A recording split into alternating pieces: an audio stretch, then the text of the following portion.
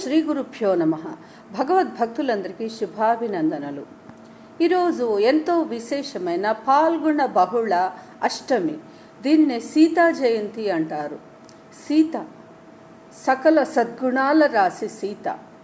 అసలు రామాయణానికే పేరు, ఇంకొక పేరు ఏంటంటే సీతాయాశ్చరితం మహత్ అని వాల్మీకి మహర్షి పేరు పెట్టాడు.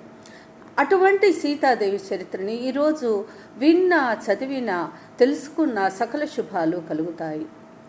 ఈమె సౌందర్య రాశి, సకల సద్గుణాల రాశి, అయోనిజ. ఈమె యొక్క వృత్తాంతాన్ని ఇప్పుడు తెలుసుకుందాం మనం.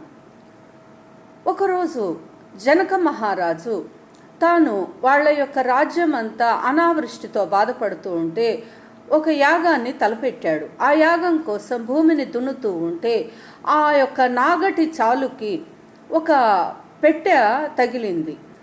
అప్పుడు ఆ పెట్టెను తెరిచి చూస్తే అప్పుడే పుట్టిన ఒక పాప కనిపించింది. ఆ పాపకు సీత అని నామకరణం చేసి అల్లారు ముద్దుగా పెంచుకోసాగాడు. ఆ యొక్క పాప పెరిగి పెద్దదైన తర్వాత ఆయన దగ్గర ఉన్న శివధనుస్సుని ఎవరైతే విరుస్తారో వారికే తన అమ్మాయిని ఇస్తానని స్వయంవరం చాటించాడు. అప్పుడు శ్రీరాముడే ఆ శివధనుర్భంగం చేస్తే సీతాదేవినిచ్చి వివాహం జరిపించాడు జనక మహారాజు. ఇక సీతాదేవి శ్రీరాముని వెంట అయోధ్యకు వెళ్ళింది. అయోధ్యలో వారిరువురు కొంతకాలము ఉన్న తరువాత ఆయన శ్రీరాముని తండ్రి అయిన దశరథ మహారాజు పట్టాభిషేకం చేస్తానని అంటాడు.